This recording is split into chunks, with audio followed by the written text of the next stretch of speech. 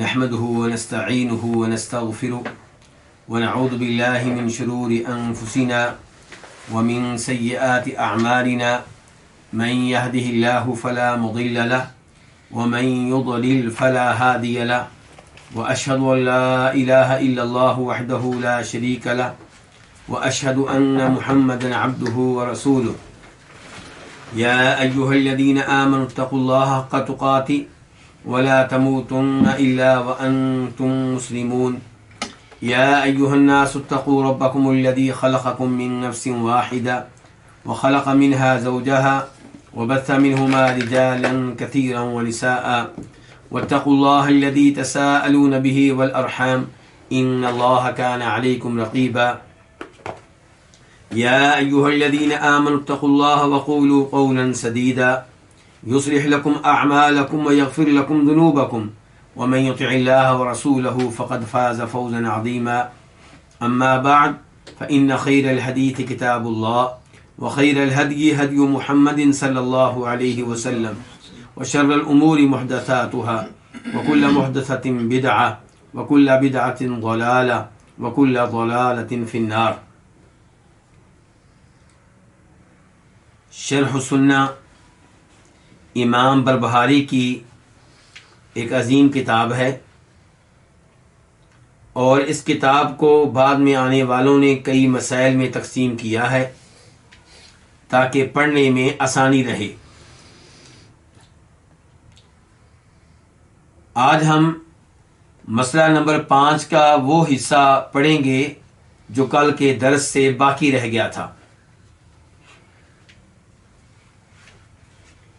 مسئلہ نمبر 5 میں کتاب کے مؤلف نے کہا تھا کہ یہ بات جان لو کہ دین صرف اس چیز کا نام ہے جو اللہ رب العزت کی طرف سے آیا ہے، اور یہ کہ دین کو انسانوں کی عقل کے مطابق نہیں بنایا گیا، انسانی خواہشات کے مطابق اس کو وضع نہیں کیا گیا، اور یہ کہ دین کا مکمل علم اللہ کے پاس ہے اور اللہ کے رسول صلی اللہ علیہ وسلم کے پاس ہے. کتاب کے مؤلف نے تنبیہ کی تھی کہ آپ کسی بھی چیز کو خواہش نفس کی بنیاد پہ نہ اپنائیں. اگر ایسا کریں گے تو اس بات کا خطرہ ہے کہ آپ دین سے نکل جائیں، دین اسلام سے خارج ہو جائیں. یہاں تک ہم پڑھ چکے تھے. اس کے بعد کہتے ہیں کتاب کے مؤلف فَإِنَّهُ لَا حُجَّةَ لَكَ فَقَدْ بَيَّنَ رسول اللہ صلی اللہ علیہ وسلم لِأُمَّتِهِ السُّنَّةَ وَأَوْضَحَهَا لِأَصْحَابِهِ. تمہارے پاس کوئی حجت نہیں ہوگی، بات کرنے کے لیے تمہارے پاس کوئی عذر نہیں ہوگا. جب آپ اپنی خواہشات نفس پہ عمل کرتے ہوئے دین سے نکل جائیں، دائرہ اسلام سے خارج ہو جائیں، تو روز قیامت آپ کوئی معقول عذر نہیں پیش کر سکیں گے، کوئی معقول حجت نہیں پیش کر سکیں گے. فَإِنَّهُ کیونکہ لا حجت لَكَ تمہارے پاس کوئی حجت نہیں ہوگی، کوئی معقول عذر نہیں ہوگا. کیوں؟ کس لیے؟ اس لیے کہ فقد بین رسول اللہ صلی اللہ علیہ وسلم لأمتہ السنہ، کیونکہ نبی صلی اللہ علیہ وسلم نے اپنی امت کے لیے سنت کو واضح کر دیا ہے، درست طریقہ واضح کر دیا ہے، صحیح راستہ واضح کر دیا ہے. وَأَوْضَحَهَا لِأَصْحَابِهِ اور اسے اپنے صحابہ کے لیے واضح کر دیا ہے. گزشتہ درس میں بھی اس موضوع پہ گفتگو ہوئی تھی کہ نبی علیہ الصلوۃ والسلام جو دین دے کر گئے ہیں وہ کامل و مکمل ہے، اس میں کسی قسم کی کمی بیشی کی کوئی گنجائش نہیں ہے، اور یہ مکمل طور پہ واضح ہے. چنانچہ جناب ابو ذر رضی اللہ تعالیٰ عنہ کہتے ہیں اس حدیث میں جسے امام ابن حبان اپنی صحیح میں لے کر آئے ہیں کہ ترکنا رسول اللہ صلی اللہ علیہ وسلم وما طائر يطير بجناحيه الا عندنا منه علم، کہ نبی علیہ الصلوۃ والسلام جب دنیا سے گئے ہیں تو دین کو مکمل کر کے گئے ہیں. آپ اس حال میں گئے ہیں کہ آسمان کے نیچے فضا میں اڑنے والے پرندوں کے بارے میں بھی علم دے کر گئے ہیں. اس کا کیا مطلب ہے کہ نبی علیہ السلام پرندوں کے بارے میں بھی علم دے کر گئے ہیں؟ یعنی کہ ہر چیز بتا دیں. اس کا مطلب یہ نہیں ہے کہ آپ پرندوں کے بارے میں دنیاوی معلومات دے کر گئے ہیں جی کہ پرندوں کی کتنی اقسام ہوتی ہیں، کون سے پرندے کا گوشت لذیذ ہوتا ہے، جی کون سے پرندے کا گوشت آپ کے لیے اچھا نہیں ہے. نہیں، ایسی باتیں نہیں. یہ کہیں پہ آپ نے کسی مسئلے میں بیان کر دی ہیں تو وہ اللہ تعالیٰ آپ کو جزائے خیر دے، لیکن آپ اس کام کے لیے نہیں بھیجے گئے. مراد یہ ہے کہ ایک ایک چیز کے بارے میں شریعت کے احکام آپ نے وعدے کر دیے ہیں. پرندوں کے بارے میں بھی آپ نے شریعت کے احکام وعدے کر دیے ہیں، بتا دیے ہیں کون سا پرندہ حلال ہے، کون سا حرام ہے، یہ آپ نے بتا دیا.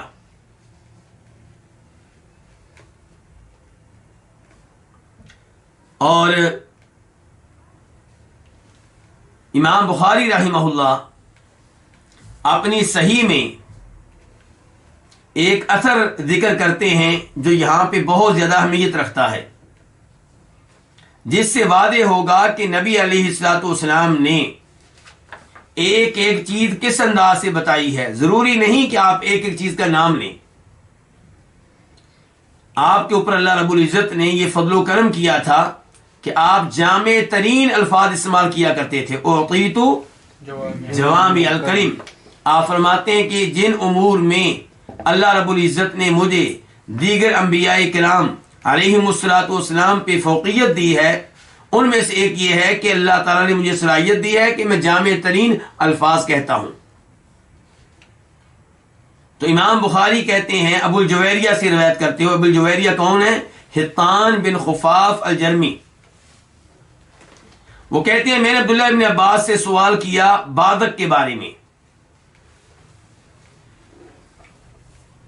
بادق کسے کہتے ہیں؟ یہ اس شراب کو کہتے ہیں جو انگور نچوڑ کر اس کے شیرے سے بنائی جائے. تو ابو الجویریہ کہتے ہیں میں نے عبداللہ بن عباس سے پوچھا بادق کے بارے میں آپ کی کیا رائے ہے؟ تو کیا کہا تھا عبداللہ بن عباس رضی اللہ تعالی عنہما نے؟ کہا سبق محمد صلی اللہ علیہ وسلم البادق، کہ نبی علیہ الصلوۃ والسلام کے زمانے میں بازق موجود، یہ مشروب موجود نہیں تھا. صحیح. اس مشروب کے وجود میں آنے سے پہلے آپ دنیا سے چلے گئے. صحیح. تو اب پھر کیا حکم ہوگا اس کا شریعت میں؟ کہا فما اسکر فہو حرام، کہ نبی علیہ الصلوۃ والسلام اصول دے کر گئے ہیں، ہاں جی ضابطہ بتا کر گئے ہیں کہ جو چیز بھی نشہ آور ہو وہ کیا ہے؟ حرام ہے. چنانچہ بادق میں اگر نشہ ہے، اگر یہ نشہ آور ہے تو یہ حرام ہے، اگر اس میں نشہ نہیں ہے تو جائز ہے، یہ جائز ہے اور حلال ہے. جی کل مسکین. بلکہ یہیں سے آپ سگریٹ کا حکم بھی معلوم کر سکتے ہیں. بالکل. اگر کوئی کہے کہ سگریٹ تو نبی علیہ الصلوۃ والسلام کے زمانے میں موجود نہیں تھی، جی تو ہم کہیں گے سگریٹ موجود نہیں تھی، لیکن اللہ رب العزت نے جو دین نازل کیا وہ قیامت تک کے لیے ہے. اس لیے آپ نے اصول بتا دیے ہیں. جی مثال کے طور پہ اصول یہ ہے کہ آپ نشہ آور چیز استعمال نہیں کر سکتے. ٹھیک. تو اس لحاظ سے بھی سگریٹ مشکوک ٹھہرتی ہے. جی اصول یہ ہے کہ فضول خرچی کرنے کی اجازت نہیں ہے، نہیں ہے.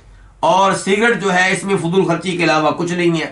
اصول یہ ہے شریعت کا کہ آپ نے جسم کو نقصان پہنچانے کی اجازت نہیں ہے، اور سگریٹ کے ذریعے آپ نے جسم کو نقصان پہنچتا ہے. اصول یہ ہے کہ آپ کسی مسلمان کو تنگ نہیں کر سکتے، تکلیف نہیں دے سکتے، اور سگریٹ پینے سے سگریٹ پینے والے کے ارد گرد کے احباب کو شدید تکلیف کا سامنا کرنا پڑتا ہے، خصوصاً اس کی اولاد کو، اس کی وائف کو، اس کے پڑوسیوں کو، اس کے ساتھ اٹھنے بیٹھنے والوں کو. تو ان اصولوں کی بنیاد پہ ہم کہیں گے سگریٹ کیا ہے؟ حرام ہے. تو اس لیے کتاب کے مؤلف کیا کہہ رہے ہیں کہ فقط بین رسول اللہ صلی اللہ علیہ وسلم لامتہ سنہ، کہ نبی علیہ الصلوۃ والسلام نے اپنی امت کے لیے درست طریقہ وعدے کر دیا، وَأَوْضَحَهَا لِأَصْحَابِهِ، اور یہ وعدے کیا کن کے لیے؟ اپنے صحابہ کے لیے، اور صحابہ کے ذریعے امت تک پہنچ گیا جی۔ اس کے بعد کتاب کے مؤلف کہتے ہیں وَهُمُ الْجَمَاعَةُ، اور یہ لوگ جماعت ہیں، یہ کون؟ صحابہ کرام رضوان اللہ علیہم اجمعین، یہ جماعت ہیں۔ اور اس بارے میں کل ایک حدیث بھی میں نے آپ کے سامنے ذکر کی تھی، جس میں نبی علیہ الصلوۃ والسلام نے صاف صاف صحابہ کرام کو جماعت قرار دیا ہے۔ ابن ماجہ کی حدیث ہے 3993، آپ فرماتے ہیں وَإِنَّ أُمَّتِي سَتَفْتَرِقُ عَلَىٰ 72 فرقہ، میری امت 72 فرقوں میں تقسیم ہو جائے گی، کلھا فی النار، سارے کے سارے جہنم میں جائیں گے، الا واحدہ، سوائے ایک کے، وہی الجماعہ، اور یہ ایک کون ہوگا؟ جماعت، یہ جماعت ہوں گے۔ اور دوسری حدیث میں آپ نے کیا فرمایا؟ جو میرے اور میرے صحابہ کرام کے طریقہ کار کے اوپر ہوں گے۔ اس سے پتا چلا کہ جماعت کے لفظ میں سب سے پہلے کون داخل ہوتے ہیں؟ صحابہ کرام۔ جی۔ جماعت سے مراد وہ لوگ جو حق کے اوپر ایک ہوں، جو حق کے اوپر ایک ہوں۔ تو آپ کہہ رہے ہیں وہم الجماعت، تو یہ ہے جماعت۔ تو جب کوئی کہے کہ ہم اہل السنہ والجماعہ سے ہیں، اس کا مطلب یہ ہے کہ ہم نبی علیہ الصلوۃ والسلام کے بتائے ہوئے درست طریقے پہ ہیں اور صحابہ کرام کے منہج پہ ہیں۔ وہم السواد الاعظم الحق واہلہ، اور یہی سواد اعظم ہے۔ صحیح۔ سواد اعظم کا لفظی معنی کیا ہے، اور اس کے بعد طے کریں گے کہ اس سے مراد کیا ہے۔ اعظم کا معنی کیا؟ سب سے بڑی، اور سواد جماعت، السواد الاعظم سب سے بڑی جماعت، سب سے بڑا گروہ، سب سے بڑی پارٹی۔ تو سواد اعظم کون ہے؟ صحابہ کرام۔ سواد اعظم کون ہے؟ صحابہ کرام کے طریقہ کار پہ چلنے والے۔ سواد اعظم کا یہاں تذکرہ کیا کیوں؟ سوال یہ پیدا ہوتا ہے۔ آپ نے دیکھا ہوگا کہ بہت سے بدتی لوگ وہ کہتے ہیں ہم حق پہ ہیں، کیوں؟ کیونکہ ہم سواد اعظم ہیں، ہماری کثرت ہے۔ تم لوگ تھوڑے سے ہو، اور نبی علیہ الصلوۃ والسلام نے بتایا تھا کہ حق کے اوپر کون ہوں گے؟ جو سواد اعظم ہوں گے، جن کی کثرت ہوگی۔ اس بارے میں ایک حدیث آتی ہے، امام ابن ماجہ رحمہ اللہ اسے اپنی سنن میں لے کر آئے ہیں 3950 3950، کہ ان امتی لا تجتمع علی ضلالہ، میری امت ممکن نہیں ہے کہ گمراہی پہ ایک ہو جائے۔ صحیح۔ سارے کے سارے علماء کرام، ساری کی ساری امت محمدیہ وہ کسی بات پہ اتفاق کر لے اور وہ بات غلط ہو، یہ ممکن نہیں ہے۔ فَإِذَا رَأَيْتُمْ اخْتِلَافًا، جب تم میری امت میں کیا دیکھو؟ اختلاف دیکھو، تو کیا کرنا ہے؟ یہ ذرا روایت پہ غور کیجئے گا، کیا کرنا ہے؟ فرمایا فَعَلَيْكُمْ بِالسَّوَادِ الْأَعْظَمِ، تم نے سواد اعظم کو مضبوطی سے تھام لینا ہے، ان کے ساتھ چمٹ جانا ہے، ان کے ساتھ لگے رہنا ہے، ان کے ساتھ منسلک رہنا ہے۔ جب آپ کی امت میں اختلافات پیدا ہو جائیں تو پھر کس پارٹی کا ساتھ دینا ہے، کس گروہ کا ساتھ دینا ہے؟ جو سواد اعظم ہوں گے۔ اب سواد اعظم کا لفظی معنی کیا ہوتا ہے؟ کثرت، سب سے بڑی جماعت۔ تو اس لحاظ سے اگر آج دیکھا جائے تو سواد اعظم وہ ہے جو امت محمد صلی اللہ علیہ وسلم سے سب سے بڑھ کر بدعات کے اوپر لگے ہوئے ہیں۔ اور یہ حدیث بہت بڑی دلیل ہے ایسے لوگوں کی، لیکن گزارش یہ ہے کہ یہ حدیث بالکل ضعیف ہے، نبی علیہ الصلوۃ والسلام سے ثابت نہیں ہے۔ اور اگر ہم فرض کر لیں کہ یہ روایت کیا ہے؟ صحیح ہے، تو اسی حدیث کے راوی معاذ بن رفاع السلامی وہ سواد اعظم کی وضاحت کرتے ہوئے کہتے ہیں الحق و اہلہ، سواد اعظم سے مراد کون لوگ ہیں؟ حق اور حق کو اپنانے والے، حق پہ چلنے والے، یہ سواد اعظم ہیں. یعنی کہ حق پہ چلنے والے سواد اعظم ہیں، چاہے وہ 2 ہوں، چاہے وہ 3 ہوں، چاہے وہ 100 ہوں، چاہے تعداد میں تھوڑے ہوں. تعداد اکثریت کا کوئی اعتبار نہیں ہے، اعتبار اس بات کا ہے کہ آپ حق پہ ہیں یا نہیں.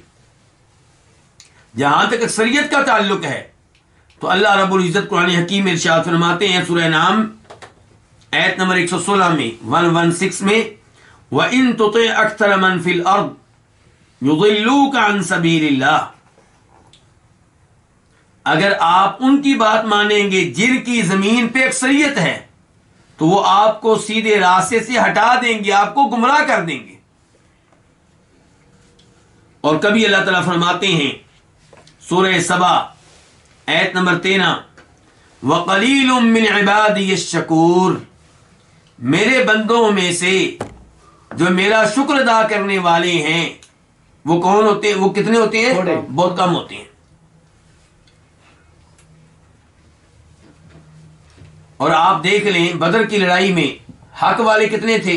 تھوڑے تھے، جی اور جو باطل پہ تھے وہ زیادہ تھے. 3 گنا. جی اور ابراہیم علیہ السلام کے بارے میں اللہ تعالیٰ کہتے ہیں ان ابراہیم کان امتن قانتا للہ حنیفا. ایک طرف یہ ہے کہ ابراہیم علیہ السلام اکیلے ہیں، ان کے والد صاحب بھی ان کے ساتھ نہیں ہیں، لیکن اللہ تعالیٰ انہیں امت قرار دے رہے ہیں. تو اس لیے حق کے اوپر چاہے کوئی 1 ہو یا 2 ہو یا 3 ہو، وہ کیا ہے؟ سواد اعظم ہے. یعنی کہ اگر ہم اس حدیث کو مان لیں کہ یہ صحیح ہے تو تب بھی سواد اعظم سے مراد لوگوں کی تعداد نہیں ہے، اکثریت نہیں ہے. معیار اس معاملے میں کون ہے؟ حق. وہ لوگ جو حق کے اوپر ہیں وہ معیار ہیں.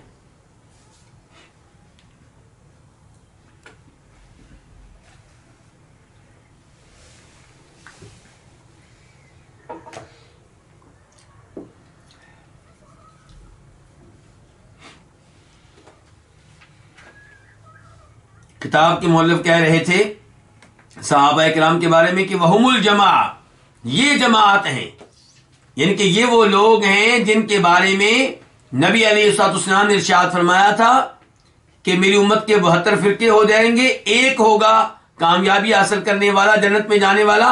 اور جب پوچھا گیا کون سا تو کہا تھا جماع. تو صحابہ کرام جماع ہیں سب سے پہلے. جی وہم السواد العظم، اور یہی لوگ کیا ہے؟ سواد اعظم ہیں. الحق و اہلہ، یعنی کہ سواد اعظم سے مراد حق اور حق کو اپنانے والے ہیں.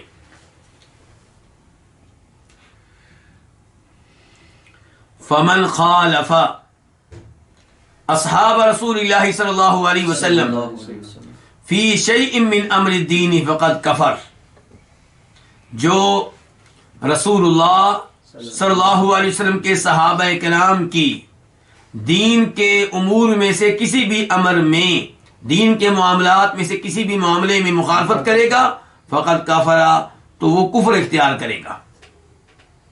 صحیح.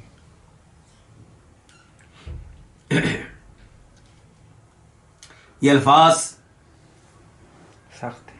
کافی سخت الفاظ ہیں، اس لیے ان کے اوپر غور کرنے کی ضرورت ہے. یہاں عبارت میں کچھ آپ کہہ سکتے ہیں کہ اجمال ہے، اختصار ہے. دیکھنا پڑے گا کہ صحابہ کرام کی مخالفت کن امور میں کی جا رہی ہے.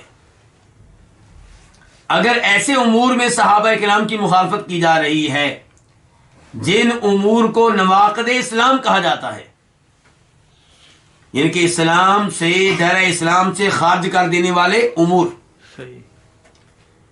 تو اگر ان امور میں صحابہ کرام کی مخالفت کی جا رہی ہے تو ایسا شخص کیا ہو جائے گا؟ کافر. کافر ہو جائے گا، اور یہ کفر اکبر ہوگا.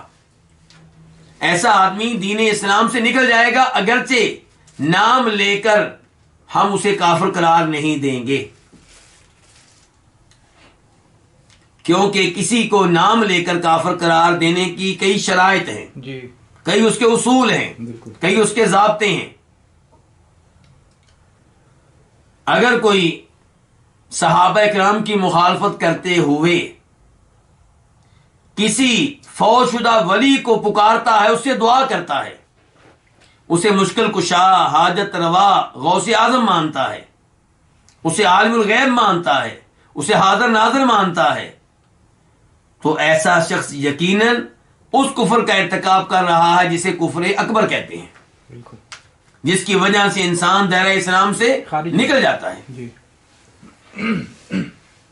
لیکن اگر کوئی صحابہ کرام کی مخالفت کرتا ہے ایسے امور میں جنہیں کفر اصغر کہا جاتا ہے، تو اس کے بارے میں ہم کہیں گے کہ اس نے ایسے کفر کا ارتکاب کیا ہے جو کفر اصغر ہے، جس کی وجہ سے انسان دین اسلام سے نکلتا نہیں ہے۔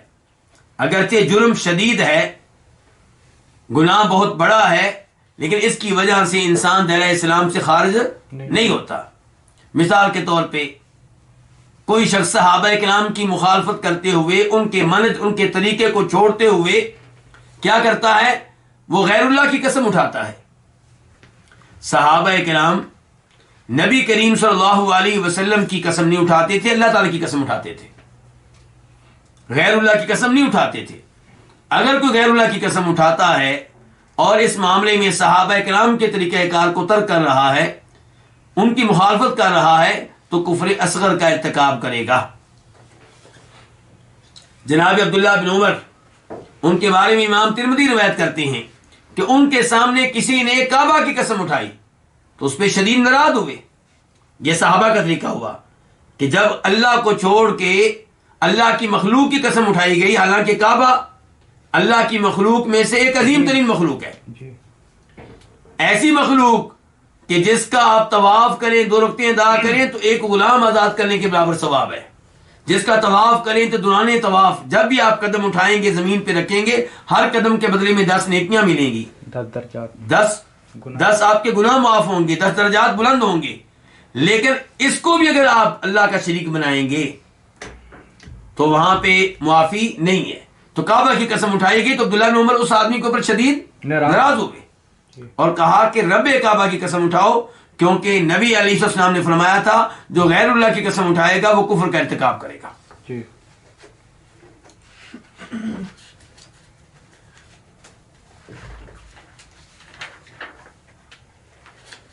یا آخری جملے کا ترجمہ میں پھر کر دوں، فمن خالف اصحاب رسول اللہ صلی اللہ علیہ وسلم، تو جو رسول اللہ صلی اللہ علیہ وسلم کے صحابہ کرام کی مخالفت کرے دین کے امور میں سے کسی امر میں، فقد کفر، تو یقیناً اس نے کفر کا ارتکاب کیا۔ اب ہم منتقل ہوتے ہیں مسئلہ نمبر 6 کی طرف۔ کتاب کے مؤلف کہتے ہیں وَاعْلَمْ أَنَّ النَّاسَ لَمْ يَبْتَدِعُوا بِدْعَةً حَتَّى تَرَكُوا مِنَ السُّنَّةِ مِثْلَهَا، یہ بات جان لو کہ بے شک لوگوں نے کبھی بھی کسی بدعت کو ایجاد نہیں کیا یہاں تک کہ انہوں نے اس بدعت جیسی کسی نہ کسی سنت کو ترک کیا۔ یعنی کہ جب بھی لوگوں نے دین میں کوئی بدعت نکالی تب ان کو نبی علیہ الصلوۃ والسلام کی کسی نہ کسی سنت سے محروم ہونا پڑا، یہ انہیں سزا ملی۔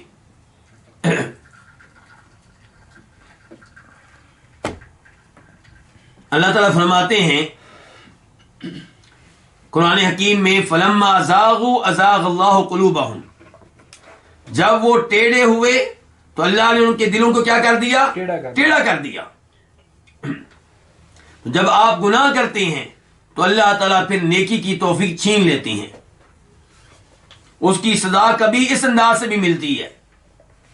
ہماری توجہ اس بات پہ رہتی ہے کہ اگر میرا ایکسیڈنٹ ہوا ہے، میری دکان کو آگ لگی ہے، میرا مکان گر گیا ہے، تو اس کے پیچھے میرا کون سا گناہ ہے؟ لیکن جب ہم سے گناہ ہوتے ہیں تب ہم نہیں سوچتے کہ بھائی یہ گناہ مجھ سے کیوں ہو رہے ہیں، میری نمازیں کیوں چھوٹ رہی ہیں، فجر کی نماز میں اٹھنا میرے لیے کیوں مشکل ہو گیا ہے، میرے کس گناہ کی یہ سزا ہے۔ تو اس انداز سے بھی سوچنا چاہیے۔ یہ جو پہلا جملہ ہے یہ کتاب کے مؤلف نے کہاں سے لیا ہے؟ آپ دیکھ رہے ہوں گے کہ بہت سے جملے کتاب کے مؤلف احادیث سے لیتے ہیں اور بہت سے جملے وہ صحابہ کرام تابعین وغیرہ کے اقوال سے لیتے ہیں. تو یہ جو جملہ ہے یہ اصل میں حسان بن عطیہ ان کا ہے اور یہ تابعی ہیں. وہ کہتے ہیں کہ مبتدع قوم بدعة فی دینہم الا نزع اللہ من سنتہم مثلها، کہ جب بھی کسی قوم نے اپنے دین میں کوئی بدعت ایجاد کی، کوئی بدعت داخل کی، اللہ رب العزت نے اس بدعت جیسی کوئی نہ کوئی سنت ان سے اٹھا لی. تو یہ حسان بن عطیہ کا قول ہے رحمہ اللہ. اسے امام دارمی اپنی سنن میں لے کر آئے ہیں اور اس کا نمبر ہے دارمی شریف میں 99 اور شیخ البانی رحمہ اللہ نے اس اثر کو صحیح قرار دیا ہے اپنی کتاب التوسل میں.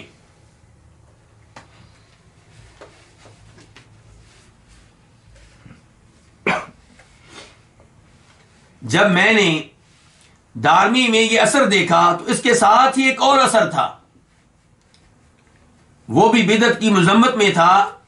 میں نے چاہا کہ وہ بھی آپ کو سنا دوں. ابو قلابہ کہتے ہیں، ابو قلابہ کون؟ عبداللہ بن زید الجرمی. وہ کہتے ہیں کہ مبتدع رجل بدعۃ الا استحل السیف، کہ جب بھی کسی شخص نے بدعت ایجاد کی، دین میں بدعت داخل کی، اس نے تلوار کو حلال کر لیا. کیا مطلب ہے اس کا تلوار کو حلال کر لیا؟ یعنی کہ اس کا قتل کرنا چاہیے. جی ہاں. تو یہ تابعی کہہ رہے ہیں کہ اگر کوئی دین میں بدعت داخل کرے گا تو وقت کے حکمران کے لیے اسے قتل کرنا جائز ہو جائے گا.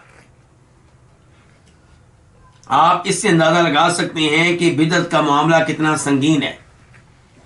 اس کا مطلب یہ نہیں ہے کہ بدعت ایجاد ہوتے ہی اس کو قتل کر دیا جائے، اسے توبہ کا موقع دیا جائے. اگر وہ بعد آ جائے اور بدعت کو ترک کرنے کا اعلان کرے، اس کی مذمت کرے تو اسے چھوڑ دیا جائے، ورنہ حکمران اسے بڑی سے بڑی سزا دے سکتا ہے. یہ مراد ہے ابو قلابہ کی.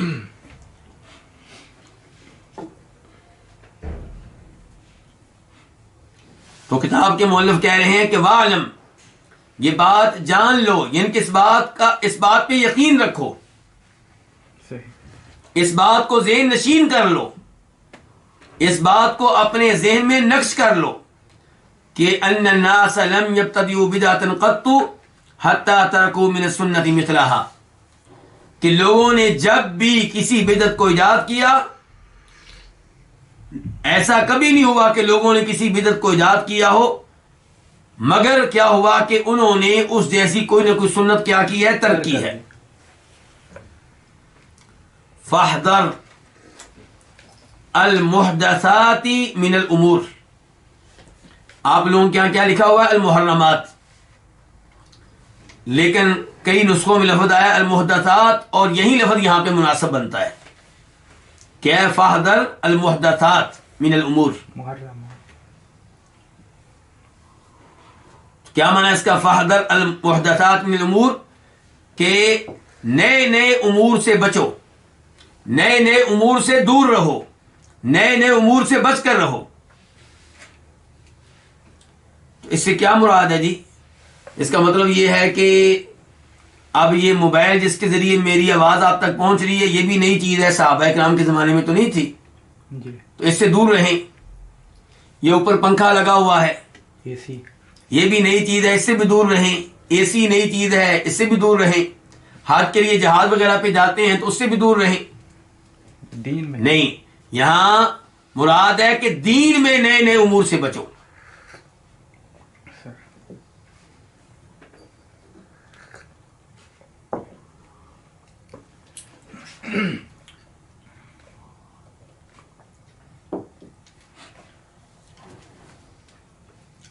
چلیں ان کے بارے میں تو آپ نے کہہ دیا کہ یہ دنیاوی امور ہیں، اور دنیاوی امور کے معاملے میں شریعت نے اصول کیا دیا ہے کہ ہر دنیاوی چیز آپ کے لیے مباح ہے، حلال ہے، جائز ہے، سوائے ان کے جن کو شریعت نے حرام قرار دے دیا، جن سے شریعت نے روک دیا۔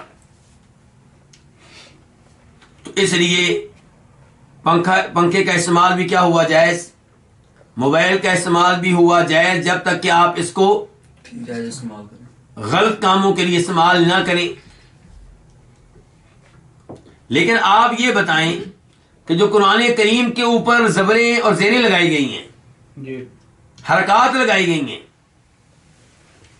اور قرآن کریم کے حروف پہ جو نقطے لگائے گئے ہیں، جی اب یہ چیزیں نبی علیہ الصلوۃ والسلام کے زمانے میں نہیں تھیں، اور اس کے بارے میں آپ یہ بھی نہیں کہہ سکتے کہ یہ دنیاوی امور ہیں۔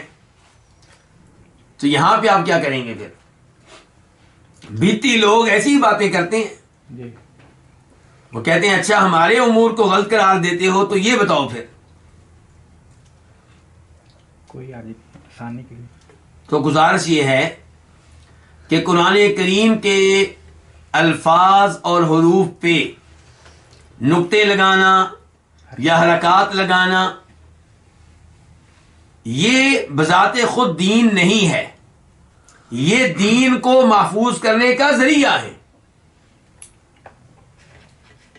دین کو محفوظ کرنے کا ذریعہ ہے۔ ہمیں حکم دیا گیا کہ ہم قرآن سیکھیں، ہمیں حکم دیا گیا کہ ہم دین کا علم لیں، تو دین کا علم لینے کے لیے، قرآن کا علم لینے کے لیے جو بھی سہولتیں ہیں، جب تک کہ شریعت کے خلاف نہ ان سے فائدہ اٹھایا جائے گا۔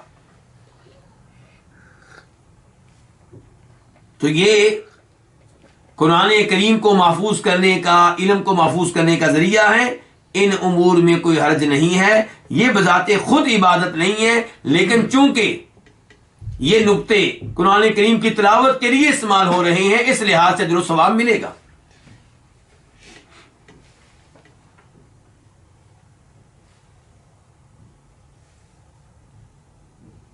تو کتاب کے مؤلف کہہ رہے ہیں فَاحْذَرِ الْمُحْدَثَاتِ مِنَ الْأُمُورِ، نئے نئے امور سے بچو۔ فَإِنَّ كُلَّ مُحْدَثَةٍ بِدْعَةٌ، کیونکہ ہر نیا کام بدعت ہے، بدعت ہے۔ وَكُلَّ بِدْعَةٍ ضَلَالَةٌ، اور ہر بدعت گمراہی ہے۔ وَالضَّلَالَةُ وَأَهْلُهَا فِي النَّارِ، اور گمراہی اور گمراہ لوگ کہاں ہوں گے؟ جہنم میں ہوں گے۔ کتاب کے مؤلف نے یہ الفاظ احادیث سے لیے ہیں۔ بالکل مثال کے طور پہ حدیث ارباد بن ساریہ رضی اللہ تعالی عنہ، جسے امام ابن ماجہ وغیرہ روایت کرتے ہیں، ابن ماجہ میں اس کا نمبر ہے 4442 4442، کہ نبی علیہ الصلوۃ والسلام نے ایک دفعہ ہمیں خطبہ دیا، اور خطبے کا انداز ایسا تھا جیسے کسی کا الوداعی خطبہ ہوتا ہے۔ آپ کا خطبہ سن کر ہماری آنکھوں سے آنسو نکلنے لگے، ہمارے دل خوف زدہ ہو گئے، دہل گئے۔ آپ نے ترغیب دی لوگوں کو، کس چیز کی؟ یہ ترغیب دی کہ میری احادیث کو مضبوطی سے تھامے رکھو، اور اس موقع پہ آپ نے کہا تھا کہ جو تم میں سے زندہ رہے گا، جسے لمبی زندگی ملے گی، وہ دیکھے گا کہ میری امت میں اختلافات پیدا ہو جائیں گے۔ اختلافات پیدا ہو جائیں تو کیا کرنا ہے؟ فرمایا فعلیکم بسنتی، میری سنت کو، میرے طریقے کو مضبوطی سے تھام لینا ہے۔ دیکھیں یہ ہے صحیح حدیث، اس میں کہا جا رہا ہے اختلافات پیدا ہو جائیں تو کیا کرنا ہے؟ میری سنت کو مضبوطی سے تھام لینا ہے۔ اور قرآن کیا کہتا ہے؟ فَإِن تَنَازَعْتُمْ فِي شَيْءٍ فَرُدُّوهُ إِلَى اللَّهِ وَالرَّسُولِ، اگر کسی بھی مسئلے میں اختلاف پیدا ہو جائے تو رجوع کرو اللہ کی طرف اور اللہ کے رسول علیہ الصلوۃ والسلام کی طرف، یعنی کہ قرآن کی طرف اور اللہ کے نبی کی احادیث کی طرف صلی اللہ علیہ وسلم۔ تو قرآن و حدیث سے تو ہمیں یہ پتہ چلتا ہے کہ اختلافات پیدا ہوں تو حل کہاں سے ملے گا؟ قرآن و حدیث سے. لیکن وہ ضعیف روایت کیا کہہ رہی تھی کہ جب اختلاف دیکھو میری امت میں تو سواد اعظم کو پکڑ لو جی، اور پھر اس کا معنی کیا کیا جا رہا ہے؟ سواد اعظم سے مراد یہ ہے کہ وہ لوگ جن کی اکثریت ہو جی، کثرت سے. اور اکثریت یقیناً گمراہ کن کی ہوتی ہے؟ عام طور پہ گمراہ لوگوں کی ہوتی ہے. بالکل. کتاب کے مؤلف نے یہ جو حدیث نقل کی ہے تو اس میں کیا الفاظ ہیں؟ فعلیکم بسنتی. ان کتاب کے مؤلف نے یہ الفاظ جس حدیث سے لیے ہیں اس میں کیا کہہ رہے ہیں اللہ کے رسول علیہ الصلوۃ والسلام؟ فعلیکم بسنتی، میری سنت کو، میرے طریقے کو مضبوطی سے تھام لو. وسنت الخلفاء الراشدین المہدیین، اور میرے ان خلفاء کی سنت کو مضبوطی سے تھام لو جو ہدایت یافتہ ہیں اور جو درست طریقے کے اوپر ہیں. یہاں پہ سوال پیدا ہوگا، کیا دین نبی علیہ الصلوۃ والسلام کے زمانے میں مکمل نہیں ہو گیا تھا؟ مکمل ہو گیا. تو پھر یہ خلفائے راشدین کی سنت سے کیا مراد ہے؟ حکومتی امور.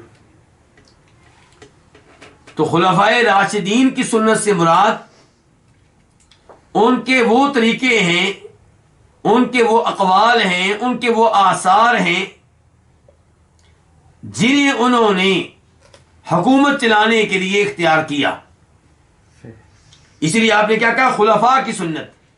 یہ نہیں کہا عشرہ مبشرہ کی سنت، یہ نہیں کہا بدری صحابہ کرام کی سنت. آپ کیا کہہ رہے ہیں؟ خلفائے راشدین کی سنت. تو ایسے حکمران جنہیں اللہ نے ہدایت دی ہوگی، جو راہ راست پہ ہوں گے، ان کے طریقوں کو اپنا لینا. تمسکوا بها وعضوا علیہا بالنواجد یا عضوا علیہا بالنواجد، اس کو مضبوطی سے تھامے رکھنا. وإیاکم محدثات الامور، اور دین میں نئے نئے امور سے بچنا. فإن كل محدثة بدعہ، کیونکہ ہر نیا کام بدعت ہے. وكل بدعة ضلالہ، اور ہر بدعت گمراہی ہے. تو اس حدیث کو امام ابن ماجہ روایت کرتے ہیں اور شیخ البانی رحمہ اللہ نے اس کو صحیح قرار دیا ہے. دوسرے نمبر پہ حدیث عائشہ رضی اللہ تعالی عنہا،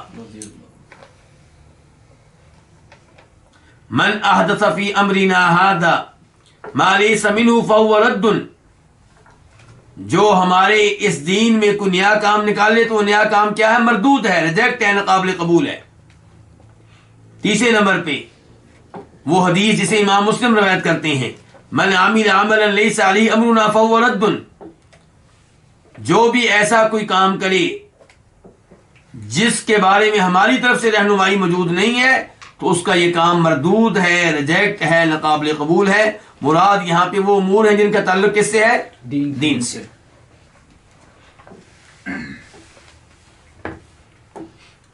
تو ایک دفعہ پھر اس عبارت کا ترجمہ سن لیں، پھر آگے منتقل ہوتے ہیں مسئلہ نمبر 7 کی طرف انشاءاللہ. کہ وَاعْلَمْ، یہ بات جان لو کہ لوگوں نے کبھی بھی کوئی بدعت اختیار نہیں کی، کبھی بھی کوئی بدعت ایجاد نہیں کی، یہاں تک کہ انہوں نے اس بدعت جیسی کوئی نہ کوئی سنت ترک کر دی. فاحذر المحدثات من الامور، اس لیے نئے نئے امور سے بچو.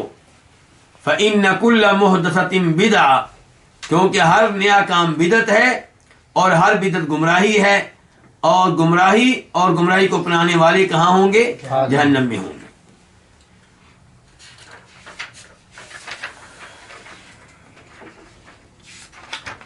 اس کے بعد مسئلہ نمبر 7 کہتے ہیں وَاحْذَرْ صِغَارَ الْمُحْدَثَاتِ مِنَ الْأُمُورِ فَإِنَّ صِغَارَ الْبِدَعِ تَعُودُ حَتَّى تَصِيرَ كِبَارًا.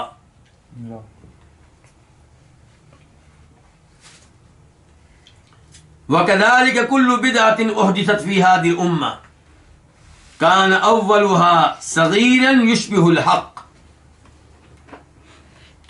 کہتے ہیں کہ چھوٹے چھوٹے نئے امور سے بچو، کیونکہ چھوٹی چھوٹی بدعتیں تعود و تصیر، چھوٹی چھوٹی بدعتیں جو ہیں یہ کیا بن جاتی ہیں؟ بڑی بن جاتی ہیں. چھوٹی چھوٹی بدعتیں اپنانے سے انسان بڑی بدعت تک پہنچ جاتا ہے. مؤلف کا یہ پہلا جملہ قابل غور ہے. ان کی یہ تنبیہ، ان کی یہ وارننگ، اس پہ غور و فکر کرنا چاہیے اور اسے سینے سے لگانا چاہیے. کہہ رہے ہیں کہ چھوٹی چھوٹی بدعات سے بچیں، کیونکہ چھوٹی چھوٹی بدعات آپ کو بڑی بدعات تک پہنچا دیں گی. مثال کے طور پہ نماز پڑھنے سے پہلے زبان کے ساتھ نیت کرنا. کیا کہتے ہیں؟ میں نماز پڑھتا ہوں کتنی؟ 4 رکعتیں اس امام کے پیچھے، وغیرہ وغیرہ. اب ممکن ہے کہ آپ اس کو اہمیت نہ دیں اور اس کو معمولی سی چیز سمجھیں. آپ کہیں پھر کیا ہوا، بس یہیں کہا جا رہا ہے نا کہ اس امام کے پیچھے نماز پڑھ رہا ہوں، زور کی نماز ہے، 4 رکعتیں، تو اس میں کیا عرض ہے؟ لیکن یہ چیز آپ کو کسی بڑی بدعت تک پہنچا دے گی، کیونکہ اس کا مطلب یہ ہے کہ آپ دین میں اضافے کو جرم نہیں سمجھتے. ایسے ہی کئی لوگ روزے کی نیت کرتے ہیں زبان کے ذریعے. کیا کہتے ہیں؟ وَبِصَوْمِ غَدٍ نَوَيْتُ مِنْ شَهْرِ رمضان، میں نے ماہ رمضان کے کل کے روزے کی نیت کی. تو یہ بھی بدعت ہے، کیونکہ نبی علیہ الصلوۃ والسلام سے یہ چیز ثابت نہیں ہے. الفاظ بھی درست. ایسے ہی کئی لوگ طواف کی نیت کر رہے ہوتے ہیں، تو یہ چیز بھی نبی علیہ الصلوۃ والسلام سے ثابت نہیں ہے. تو کتاب کے مؤلف کا یہ کہنا ہے کہ آپ اس معاملے میں سستی نہ کریں. اگر آپ سستی کریں گے تو آپ کسی بڑی بدعت کا شکار بن جائیں گے اور اس بدعت کے علاوہ دیگر کئی بدعات کو اپنا لیں گے، کیونکہ بدعت آگ کے انگارے کی طرح ہے. آگ کا انگارہ چھوٹا سا ہوتا ہے، لیکن جب اس سے آگ پیدا ہوتی ہے تو وہ آگ پورے گھر کو جلا دیتی، اپنی لپیٹ میں لے لیتی ہے، جلا دیتی ہے. اسی لیے نبی علیہ الصلوۃ والسلام نے کیا کہا تھا؟ وَإِيَّاكُمْ وَمُحْدَثَاتِ الْأُمُورِ، کہ نئے نئے امور سے بچ کر رہو، دور رہو. یہاں پہ میں 2 اثر آپ کے سامنے رکھنا چاہوں گا، 2 درست واقعات آپ کے سامنے رکھنا چاہوں گا، جن سے آپ کو پتہ چلے گا کہ صحابہ کرام کس طرح بدعات کے معاملے میں یا دین میں نئے امور کے معاملے میں خبردار ہو جایا کرتے تھے.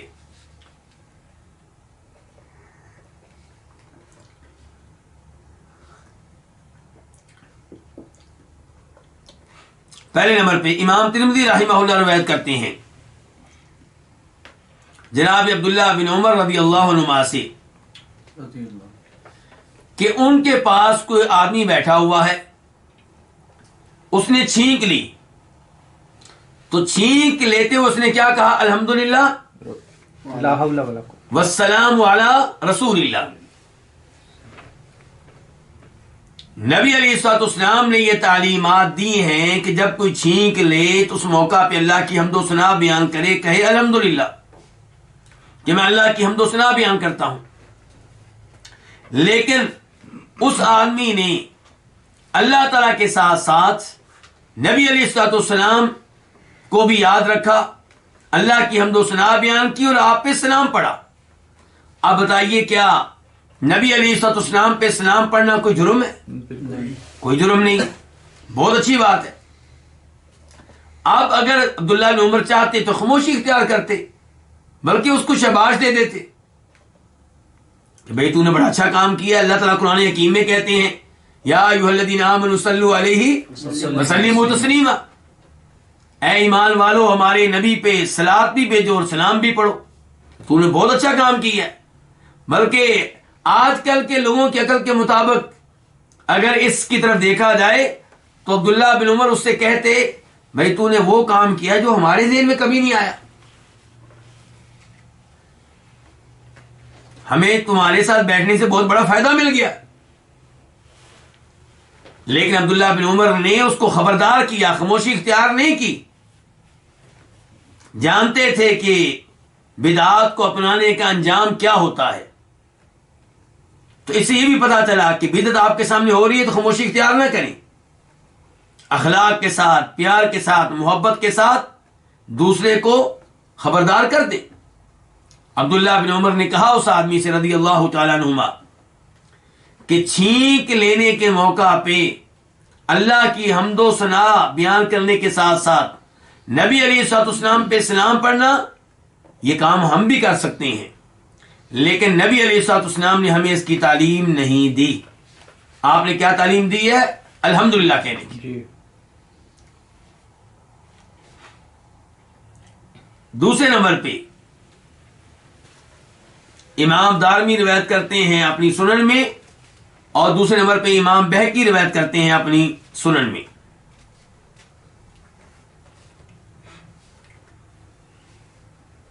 اور شیخ البانی رحمہ اللہ نے اس اثر کو، اس واقعے کو اپنی مشہور و معروف کتاب ارواء الغلیل میں درست قرار دیا ہے، اس کی سند کو صحیح قرار دیا ہے.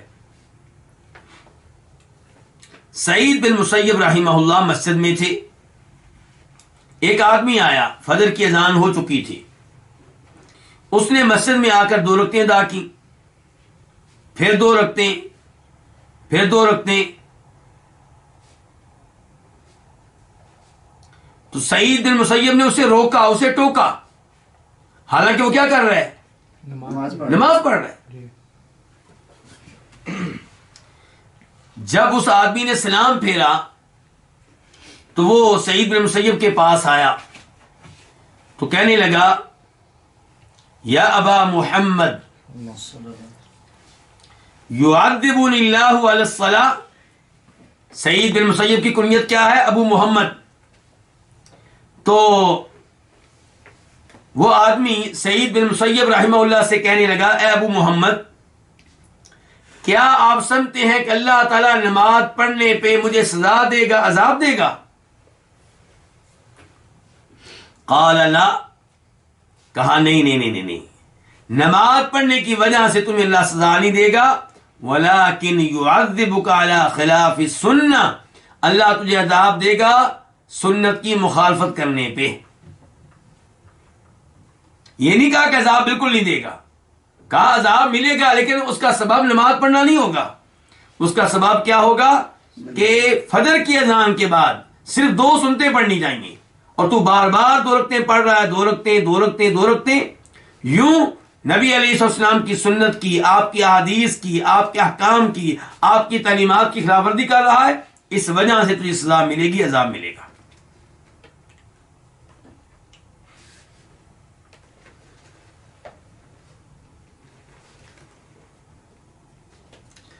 تو کتاب کے مؤلف کہتے ہیں وَاحْذَرْ صِغَارَ الْمُحْدَثَاتِ مِنَ الْأُمُورِ، چھوٹے چھوٹے نئے امور سے بچو. فَإِنَّ صِغَارَ الْبِدْعِ تَعُودُ، کیونکہ چھوٹی بدعتیں تعود لوٹتی رہتی ہیں، انسان ان کو دہراتا رہتا ہے، حتیٰ تصیر کبارا، یہاں تک کہ وہ کیا بن جاتی ہیں؟ بڑی بن جاتی ہیں. وَكَذَلِكَ كُلُّ بِدْعَةٍ أُحْدِثَتْ فِي هَذِهِ الْأُمَّةِ، اسی طرح ہر وہ بدعت جسے اس امت میں ایجاد کیا گیا، کان اولها، وہ اپنے آغاز میں کیا تھی؟ صغیراً، چھوٹی تھی، یشبہ الحق، حق کے مشابہ تھی. آپ دیکھیں نا، الحمدللہ والسلام علی رسول اللہ کہنا کس موقع پہ؟ چھینک آنے پہ. یہ تو عبداللہ بن عمر صحابی تھے، اس لیے وہ پہچان گئے، وہ جان گئے کہ یہ معاملہ خطرناک ہو جائے گا، اگر اس آدمی کو روکا نہ گیا تو کئی اور لوگ بھی اس کو دیکھ کر اس چیز کو اپنا لیں گے، اس طریقے کو اپنا لیں گے، اور یہ ایک بدعت ہے جو پوری امت میں رواج پا جائے گی۔ اگر وہ نہ روکتے تو لوگوں نے یہی کہنا تھا کہ اللہ کے رسول کے اوپر سلام پڑھنے کا حکم تو اللہ نے دیا ہے، تو یہ حق کے ساتھ مشابہت ہے اس کی۔ ایسے ہی آپ نے دیکھا ہوگا کہ پاک و ہند میں اور کئی ممالک میں اذان سے پہلے کیا پڑھا جاتا ہے؟ درود شریف۔ جی اب آپ ان سے بات کریں تو آپ کے لیے بات کرنا مشکل ہو جائے گا، کیونکہ فوراً آپ پہ الزام لگائیں گے گستاخی کا۔ کس کی گستاخی؟ نبی علیہ السلام کی گستاخی اور توہین کر رہے ہو، درود سے روکتے ہو۔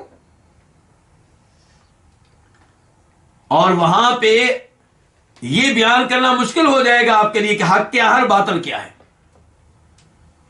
اور اگر وہ 3-4 لوگ ہوئے تو آپ پہ غالب آ جائیں گے۔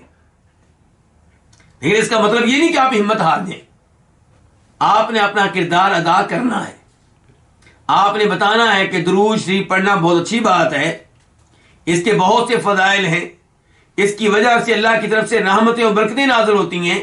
میں خود پڑھتا ہوں، نماز میں پڑھتا ہوں، مسجد سے نکلتے ہوئے پڑھتا ہوں، مسجد میں داخل ہوتے وقت پڑھتا ہوں، اذان کے بعد پڑھتا ہوں، لیکن اذان سے پہلے درود پڑھنا اس اہتمام کے ساتھ اور جس سے اس کو ایک روٹین بنا لیا گیا ہے، معمول بنا لیا گیا ہے، یہ دین میں اضافہ ہے اور یہ بدعت ہے، یہ غلط ہے۔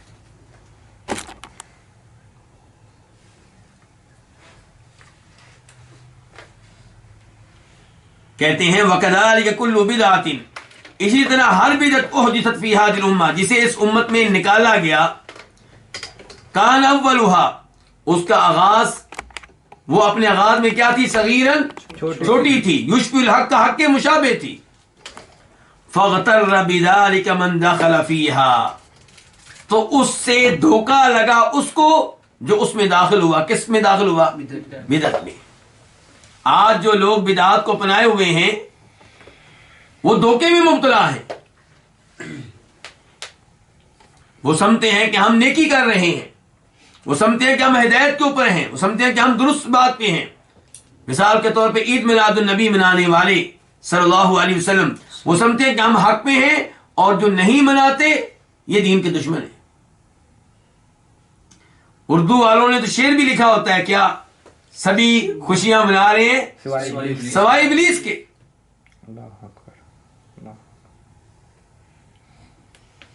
یعنی کہ عید میلاد النبی نہ منانے والوں کو، جو اس راستے پہ ہیں جس راستے پہ نبی علیہ السلام تھے، صحابہ کرام تھے، سلف صالحین تھے، ان کو ابلیس کا بھائی قرار دیا جا رہا ہے۔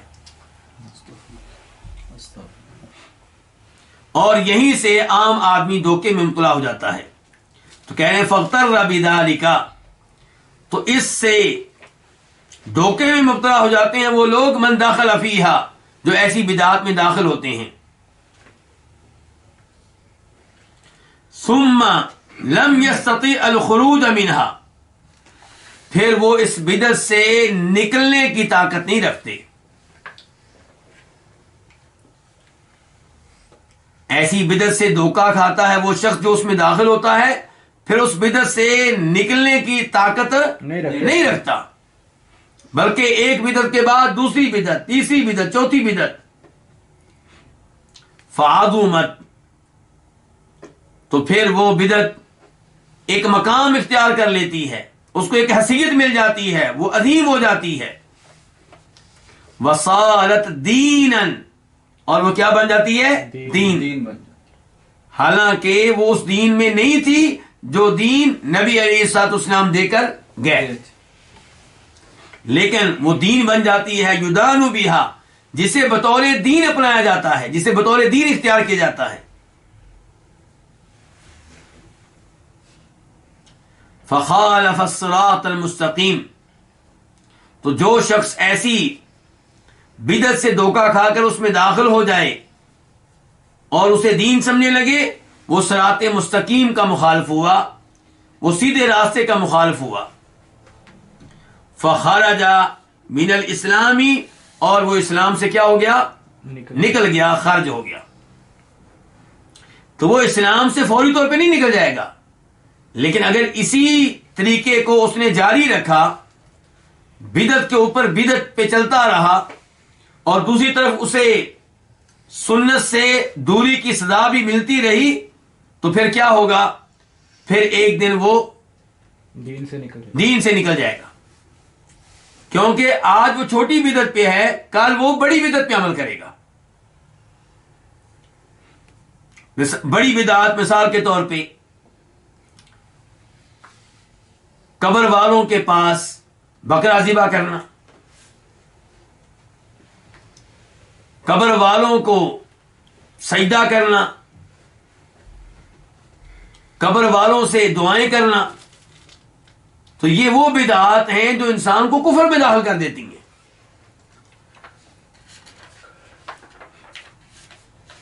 اس کے بعد مسئلہ نمبر 8، فانظر رحمك الله كل من سمعت كلامه من اهل زمانك خاصة فلا تعجلن ولا تدخلن في شيء منه حتى تسأل وتنظر. کتاب کے مولوی کہتے ہیں فانظر، دیکھو، غور و فکر کرو، اور ساتھ دعا بھی دے رہے ہیں. کیا دعا دی ہے؟ رحمک اللہ، اللہ تم پہ رحم فرمائے، اللہ تم پہ اپنی رحمتیں نازل فرمائے، اللہ تمہیں اپنی رحمت کی لپیٹ میں لے لے. فانظر، غور کرو، کس چیز پہ؟ کل من سمعت کلامہ، ہر اس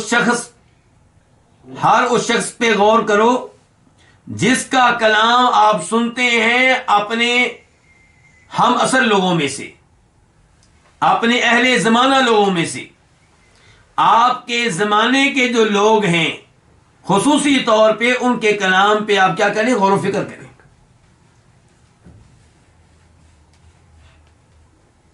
فانظر، غور و فکر کریں.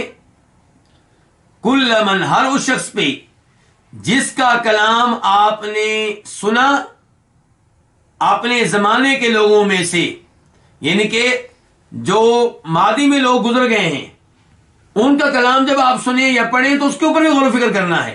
لیکن خاص طور پہ وہ لوگ جو آپ کے زمانے کے ہیں، ان کے کلام پہ آپ کیا کریں؟ غور و فکر کریں. فلا تعجلن، جلدی ہرگز نہ کریں. کس مسئلے میں؟ ان کا کلام قبول کرنے میں، ان کی گفتگو کو لینے میں، چاہے ان کی تقریر جتنی بھی شاندار ہو، چاہے ان کی خطابت اعلیٰ سے اعلیٰ ہو، آپ ان کا کلام لینے میں ہرگز جلدی نہ کریں.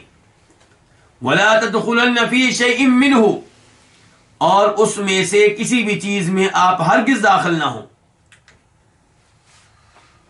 حَتَّى تَسْأَلْ وَتَنْظُرْ، یہاں تک کہ آپ سوال کریں اور آپ غور و فکر کریں.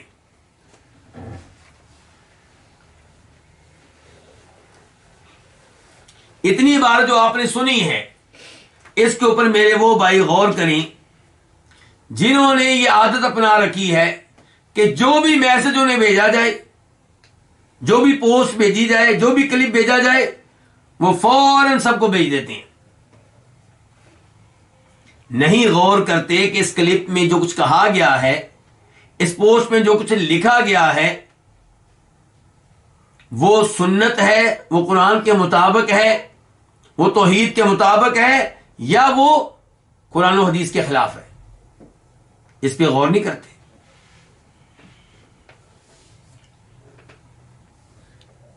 تو ایسے لوگ اپنا گناہ بھی لیتے ہیں اور دوسروں کے گناہ کو بھی روز قیامت اٹھانے والے بن جائیں گے. تو کتاب کے مؤلف کہہ رہے ہیں کہ آپ غور کریں ہر اس شخص پہ جو آپ کا ہم اثر ہے، آپ کے زمانے کا ہے، اور جس کا کلام آپ نے سنا ہے. ہر اس شخص پہ غور و فکر کریں جس کا کلام آپ نے اپنے زمانے کے لوگوں میں سے سنا ہے، خصوصی طور پہ جو آپ کے زمانے کے لوگ ہیں. فلا تعجلن، تو اس کا کلام قبول کرنے میں جلدی نہ کریں، ہرگز نہ کریں. ولا تدخلن فی شیء منہ، اور اس میں سے کسی چیز میں ہرگز داخل نہ ہو، یعنی کہ اس پہ کوئی عمل نہ کریں. حتی تسأل، یہاں تک کہ آپ سوال کریں. سوال کن سے کرنا ہے؟ وہ جو سنا رہے ہیں علماء کرام سے، ان علماء کرام سے جو توحید و سنت کے اوپر ہوں، جو بدعات سے بچنے والے ہوں. وتنظرا، یہاں تک کہ آپ سوال کریں اور آپ کیا کریں؟ غور کریں کہ هل تکلم احد من اصحاب النبی صلی اللہ علیہ وسلم ورضی اللہ عنہم، کہ کیا نبی علیہ الصلوۃ والسلام کے صحابہ کرام میں سے کسی نے گفتگو کی ہے؟ هل تکلم به، کچھ نسخوں میں هل تکلم به اور کچھ میں هل تکلم فیہ، تو به زیادہ بہتر ہے. هل تکلم به، کہ یہ کلام جو آپ نے اپنے زمانے کے عالم دین سے سنا ہے، یہ گفتگو جو آپ نے اپنے زمانے کے کسی خطیب سے سنی ہے، کیا اس بارے میں نبی علیہ الصلوۃ والسلام کے صحابہ کرام میں سے کسی نے گفتگو کی؟ صلی اللہ علیہ وسلم، اللہ تعالی نبی علیہ السلام پہ صلاۃ و سلام بھیجے. ورضی اللہ عنہم، اور اللہ ان سے راضی ہو جائے. کن سے؟ صحابہ کرام. صحابہ کرام سے. او احد من العلماء، یا علماء کرام میں سے کسی نے، صحابہ کرام میں سے کسی نے اور علماء کرام یہ گفتگو کی، یا علماء کرام میں سے کسی نے گفتگو کی. علماء کرام میں سے مراد کون ہے؟ علماء حق، جن کے بارے میں مشہور و معروف ہو کہ وہ حق پہ چلنے والے تھے، شرک و بدعات سے دور رہنے والے تھے، تعویل وغیرہ سے بچنے والے تھے.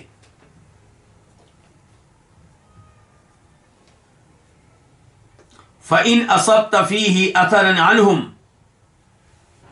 اگر آپ پالیں اس بارے میں کوئی اثر، کوئی قول، کوئی فتویٰ، عنہم ان سے، فتمسک به، تو اسے مضبوطی سے تھام لیں. ولا تجاوزہ لشیء، اور کسی چیز کی وجہ سے آپ اس کو نظر انداز نہ کریں، اس کو تجاوز کر کے آگے نہ جائیں. ولا تختر علیہ شیئا، اور اس پہ کسی اور چیز کو فوقیت نہ دیں، جی اس کو چھوڑ کے کسی اور چیز کو اختیار نہ کریں. فتسقط فی النار، ورنہ آپ جہنم کی آگ میں گر پڑیں گے.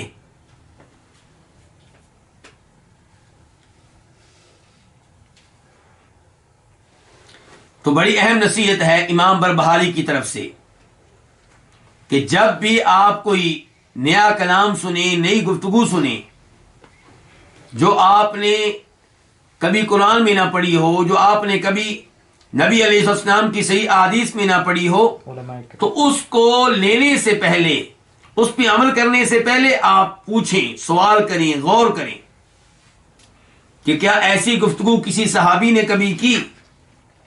کیا ایسی گفتگو علماء حق میں سے کبھی کسی نے کی؟ اگر آپ کو اس بارے میں کوئی اثر مل جائے، صحابہ کرام کی طرف سے، سلف صالحین کی طرف سے کوئی تائید مل جائے، کوئی فتویٰ مل جائے، کوئی قول مل جائے، تو آپ اسے مضبوطی سے تھام لیں، اور پھر اس کے اوپر کسی اور چیز کو ترجیح نہ دیں. ورنہ آپ اس کی مخالفت کریں گے تو صحابہ کرام کی مخالفت کا نتیجہ پھر کیا نکلے گا؟ جیسا کہ پہلے بیان کر چکے ہیں کہ ہو سکتا ہے کہ آپ کو جہنم کی آگ میں پھینک دیا جائے، خصوصاً جب کہ صحابہ کرام کی مخالفت کسی بڑے معاملے میں ہو. تو یہاں پہ امام بربہاری نے صحابہ کرام اور علماء حق، ان کے سلف صالحین کے اقوال اور ان کے فتاوی کی اہمیت کو واضح کیا ہے.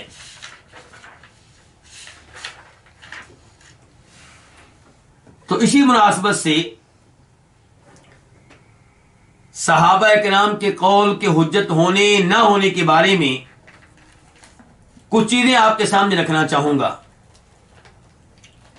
اور یہ میں اس کتاب سے آپ کے سامنے رکھوں گا جو خود مجھے اللہ رب العزت نے لکھنے کی توفیق دی جن دنوں مدینہ یونیورسٹی میں ماسٹر کا تھیسس لکھ رہا تھا. تو وہ ہے، اس کا موضوع ہے القواعد التفسیریہ عند الامام ابن القیم رحمہ اللہ، کہ امام ابن القیم رحمہ اللہ نے قرآن کریم کی تفسیر کے تعلق سے کیا اصول بیان کیے ہیں، کیا قواعد بیان کیے ہیں. تو اس کتاب میں صحابہ کرام کی تفسیر کے موضوع پہ بھی گفتگو ہوئی، اور ایک قاعدہ یہ تھا کہ تفسیر الصحابی حجت، کہ صحابہ کرام کی تفسیر حجت ہوتی ہے، اسے لیا جائے گا. تو اس پہ گفتگو کرتے ہوئے اس کتاب میں کہا گیا ہے کہ صحابہ کرام کی تفسیر حجت ہے، اگرچہ بذات خود حجت نہیں ہے، لیکن ان قرائن کی وجہ سے جو ساتھ مل جاتے ہیں صحابہ کرام کی تفسیر حجت ہو جاتی ہے. لیکن خبردار کیا گیا ہے کہ صحابہ کرام کی تفسیر مطلق طور پہ حجت نہیں ہے، بلکہ یہاں پہ دو شرائط ہیں، اور وہ کیا ہے؟ پہلے نمبر پہ کہ صحابی کا قول یا صحابی کی تفسیر ایسا نہ ہو کہ کتاب و سنت کی کسی نص کے خلاف ہو. اگر صحابی کا قول یا صحابی کی تفسیر کتاب و سنت کے کسی نص کے خلاف ہے تو پھر اسے نہیں لیا جائے گا. نمبر دو، صحابی کا جو قول ہمیں ملا ہے، جو اس کی تفسیر ہمیں ملی ہے، اس کی مخالفت کسی اور صحابی سے ثابت نہ ہو. تو صحابی کا قول اگر قرآن کی کسی آیت کے خلاف ہے یا نبی علیہ السلام کی کسی حدیث کے خلاف ہے تو حجت نہیں رہے گا. صحابی کا قول کسی اور صحابی کے قول کے خلاف ہے تو حجت نہیں رہے گا. یہ گفتگو کہاں سے لی گئی ہے؟ امام ابن القیم رحمہ اللہ سے لی گئی ہے. چنانچہ ان کے الفاظ آپ کے سامنے رکھوں گا. وہ کہتے ہیں الکلام فی تفسیرہ کالکلام فی فتواہ،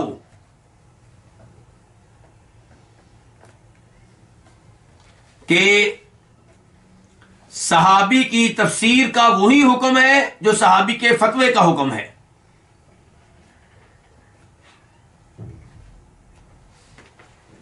وصورت المسرۃ ہناک صورتھا ہناک، اور اس کی صورت وہی بنے گی صحابی کی تفسیر کی جو صحابی کے قول کی ہے اور فتوے کی ہے. کہتے ہیں اور وہ کیا ہے؟ وصورتھا اللہ یکون فی المسألۃ نص یخالفہ، کہ اس مسئلے میں کوئی ایسی نص نہ ہو جو صحابی کے قول کی مخالف ہو. وَيَقُولَ فِي الْآيَةِ قَوْلًا لَا يُخَالِفُ فِيهِ أَحَدٌ مِّنَ الصَّحَابَةِ سَوَاءٌ عُلِمَ اجْتِهَادُهُ أَوْ لَمْ يُعْلَمْ، اور یہ کہ اس مسئلے میں کسی اور صحابی کا قول نہ ہو جو اس صحابی کے قول کے مخالف ہو. اور امام ابن تیمیہ رحمہ اللہ کہتے ہیں، امام ابن القیم کی یہ گفتگو جو ہے ان کی کتاب اعلام الموقعین سے لی گئی ہے.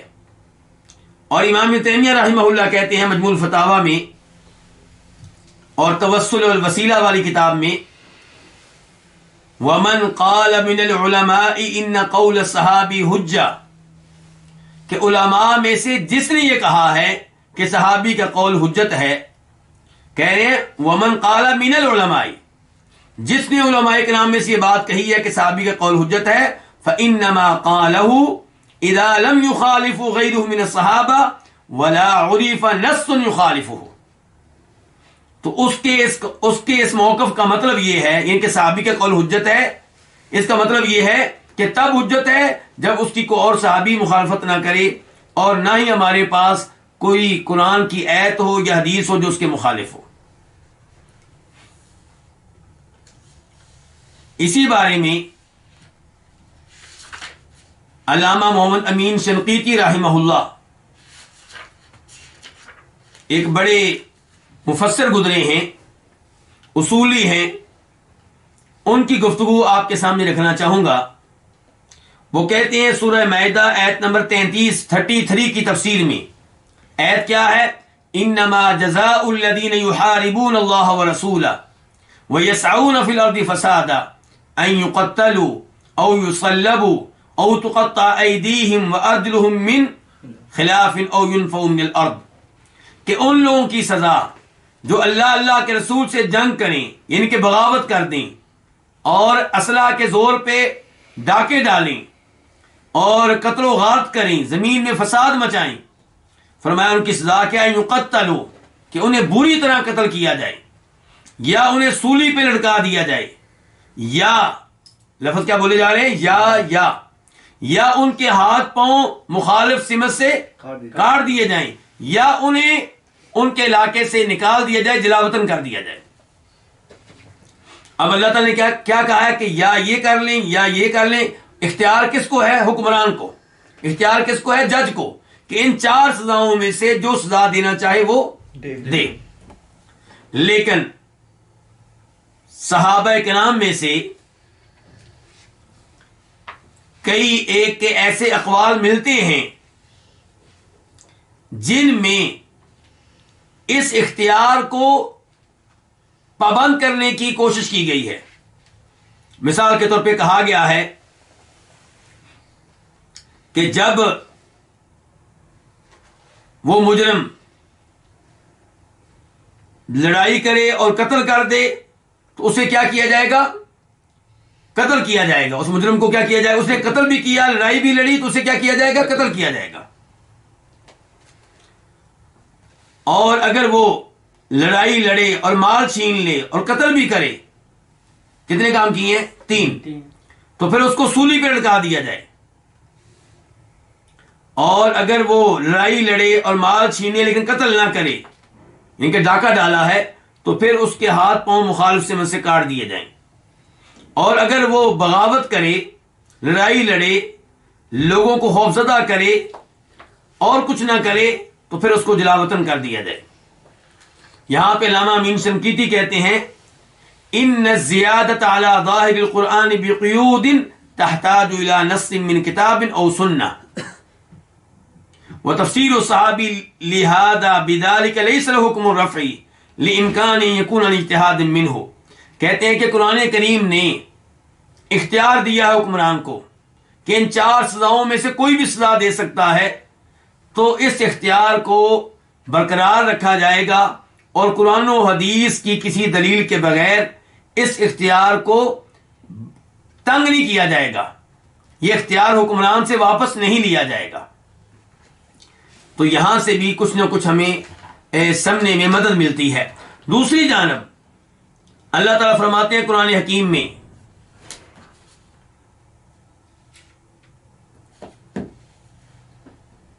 جی آخری مثال اللہ تعالیٰ فرماتے ہیں قرآن حکیم میں واسع کرسیہ السماوات والارض، کہ اللہ تعالیٰ کی کرسی آسمان و زمین سے وسیع ہے۔ تو یہاں پہ عبداللہ ابن عباس نے تفسیر کی ہے کہ کرسی سے مراد کیا ہے؟ اللہ رب العزت کے پاؤں رکھنے کی جگہ، اللہ کے پاؤں رکھنے کی جگہ۔ اس کی تفصیل کیفیت ہمیں نہیں معلوم، نہ ہم اس بارے میں گفتگو کریں گے، لیکن یہ بتا دیا صحابی نے کہ کرسی سے مراد اللہ کے پاؤں رکھنے کی جگہ ہے، تو یہ صحابی کی تفسیر مانی جائے گی، اسے لیا جائے گا، اور یہ حجت ہے، کیونکہ نہ یہ قرآن و حدیث کے خلاف ہے اور نہ ہی کسی اور صحابی کی اس معاملے میں کوئی مخالفت ہے۔ اللہ رب العزت سے دعا ہے کہ اللہ تعالی ہمیں قرآن و حدیث پہ عمل کرنے کی توفیق دے اور صحابہ کرام کے علم کو وہ اہمیت دینے کی توفیق دے جو اہمیت نبی علیہ الصلوۃ والسلام نے صحابہ کرام کو دی ہے۔ یقیناً وہ سب ہمارے لیے رہنما ہیں اور ان کی سمجھ، ان کا فہم ہمارے مقابلے میں کہیں زیادہ ہے۔ ان کے اقوال پہ غور و فکر کرنا چاہیے اور اس سے فائدہ اٹھانے کی کوشش کرنی چاہیے۔ وآخر دعوانا الحمد للہ رب العالمین۔